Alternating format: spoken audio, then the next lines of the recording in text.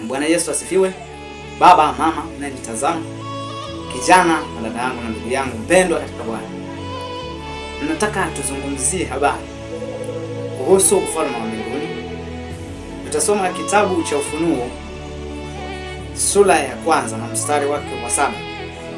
Anasema, tazama yuaja na mawingu, na kila jicho litamwona, na hao waliomchoma na kabila zote za dunia wataomboleza kwa ajili yake. Na amina. Amina. Sikiliza baba, mama mpendwa, unanisikiliza.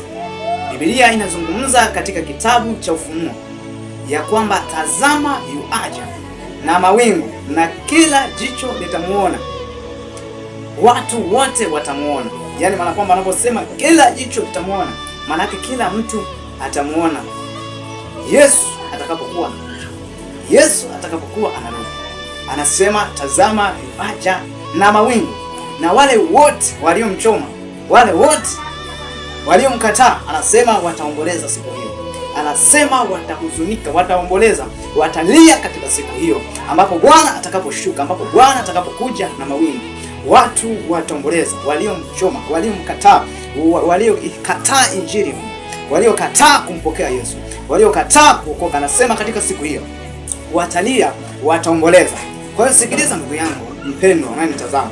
Je, wewe katika siku hiyo ambapo Bwana sasa atakapokuwa anashuka na mawingu, ambapo Yesu atakapokuwa anashuka na mawingu, je, wewe utakuwa upande upi? Utakuwa upande wa wale wanaofurahia ama utakuwa upande wa wale wanaoomboleza? Hebu tafakari sasa maisha yako, jitafakari afu ujiulize, je, wewe katika siku hiyo ambapo Bwana atakapokuja na mawingu, je, wewe utakuwa katika upande gani? Kwa sababu anasema kila jicho litamuona katika siku hiyo, na kila mtu atamuona. Yaani hata ukiwa hautaki kumuona, ukifumba macho ufanyaje, anasema kila mtu atamuona. Haijalishi ni tajiri, haijalishi ni maskini, kila mtu atamuona. Kila jicho litamuona. Je, wewe ndugu yangu utakuwa katika nafasi hivi katika hiyo siku?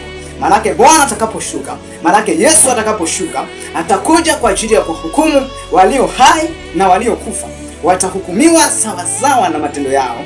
Wale waliotenda matendo ya dhambi, waliotenda uovu, kwa hukumu ya jehanamu ya milele, na wale waliotenda mema, waliompokea Yesu, waliofanya mapenzi ya Mungu, watahukumiwa uzima wa milele. Sasa sijui wewe ndugu yangu, katika hiyo siku ambapo Bwana atakaposhuka, katika hiyo siku ambapo Yesu atakaposhuka, je, wewe utakuwa upande gani? Je, wewe utalipwa kitu gani katika maisha yako?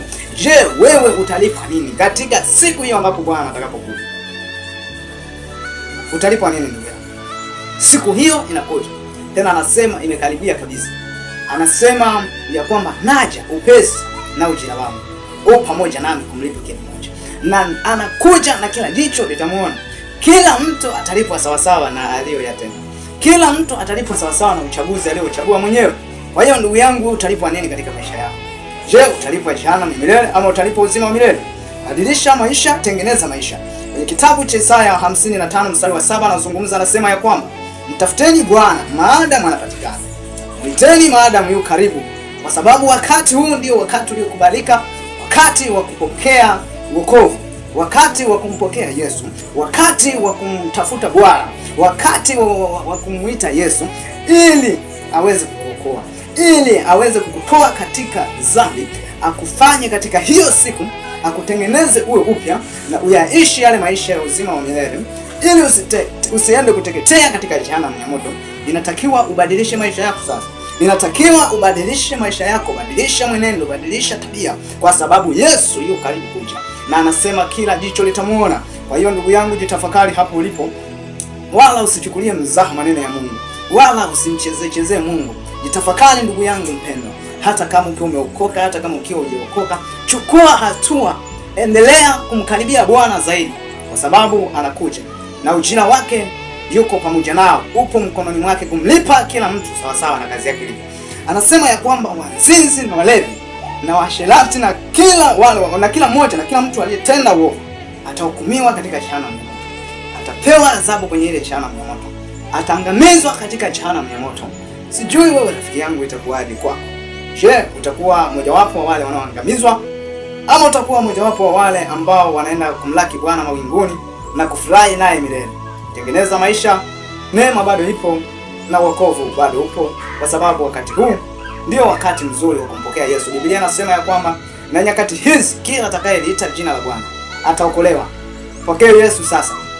Pokea Yesu ili akubadilishe, kutengeneze maisha yako.